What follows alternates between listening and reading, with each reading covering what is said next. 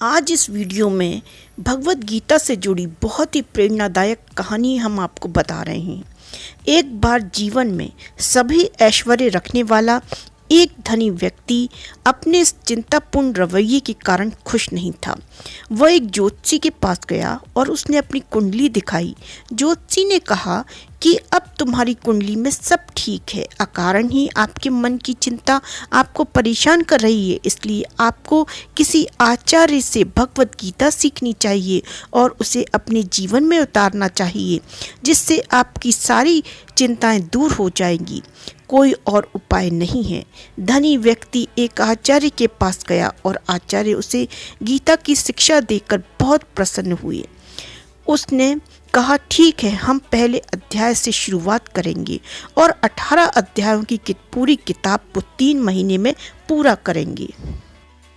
उस आदमी ने कहा, नहीं स्वामी जी, मैं बहुत सी चीज़ों में व्यस्त हूँ, इसलिए मुझे सबसे महत्वपूर्ण हिस्सा सिखाओ। शिक्षक ने कहा, ठीक है, अभी 18वां अध्याय सीखिए। ये गीता का सारांश है और इसमें 2 सप्ताह लगेंगे।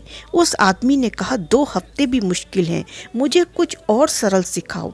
शिक्षक ने कहा, ठीक है, 18वें अध्याय में सर्वधर्म परित्यज्य से प्रारंभ होने वाला एक श्लोक है। केवल उस एक श्लोक को सीख लो और वह तुम्हें गीता का सार प्रदान कर देगा। उस आदमी ने कहा, मेरे लिए एक श्लोक सीखना भी मुश्किल है, मुझे कुछ और सरल सिखाओ। आचार्य ने कहा, उस श्लोक में एक महत्वपूर्ण शब्द है, माँ शुचः, जिसका अर्थ है चिंता मत करो। बस इसे समझ लो और गीता समझ में आ गई। उस आदमी ने कहा, ये ठीक है, लेकिन मैं पहले से ही चिंता में हूँ और मुझे बताओ कि इसे कैसे दूर किया जाए। सिर्फ चिंता मत करो ये कहने से मुझे मदद नहीं मिलेगी। कृपया मुझे बताएं कि चिंता से छुटकारा पाने के लिए मुझे क्या करना चाहिए।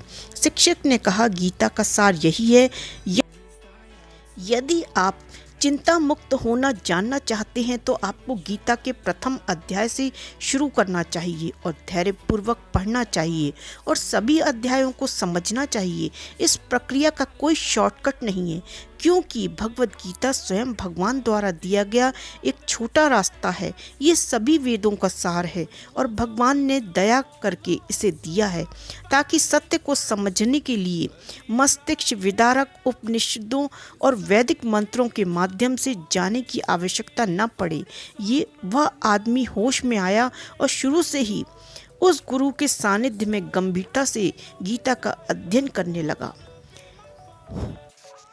गीता में पूर्ण पुरुषोत्तम भगवान ने कहा है, विद्वान वचन बोलते हुए, तुम जिस पर शोक कर रहे हो वो शोक के योग्य नहीं है। जो बुद्धिमान है वह न तो जीवितों के लिए और न ही मरे हुओं के लिए विलाप करते हैं।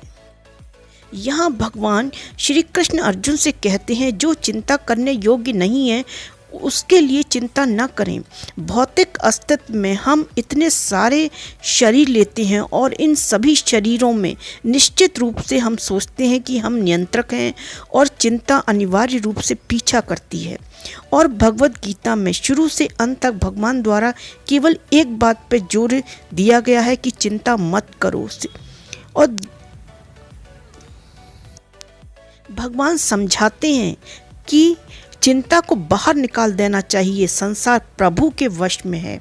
हम ऐश्वर्य या आराम की कमी के लिए चिंता करते हैं और दूसरों के पास होने पर चिंतित हो जाते हैं, और जब सब कुछ ठीक है और चिंता करने की कोई बात नहीं है, हम चिंतित हैं कि चिंता करने की कोई बात है ही नहीं। इस तरह चिंता करना हमारे स्वभाव का हिस्सा बन गया है। दरअसल चिंता विश्वास और समर्पण की कमी के कारण है और चिंता से मुक्त होने का कोई शॉर्टकट नहीं है। एकमात्र तरीका भगवान के नामों का निरंतर जप करना और भगवत गीता और भगवतम जैसे शास्त्रों का अध्ययन करना है, ताकि हम ये पता कर सकें कि भगवान कैसे सब कुछ नियंत्रित करते हैं। जितनी अधिक तीव्रता से हम जप करते हैं और जितनी तीव्रता से हम भगवत गीता और भगवतम का अध्ययन करते हैं, उतना ही अधिक हम कृष्ण के प्रति समर्पित हो जाते हैं और जितना हम कृष्ण के प्रति समर्पित होते हैं उतने ही हम निडर और चिंता मुक्त हो जाते हैं और इस समझ को हमारे शरीर और आध्यात्मिक जीवन के रखरखाव में ईमानदार प्रयासों द्वारा समर्पित रहना चाहिए।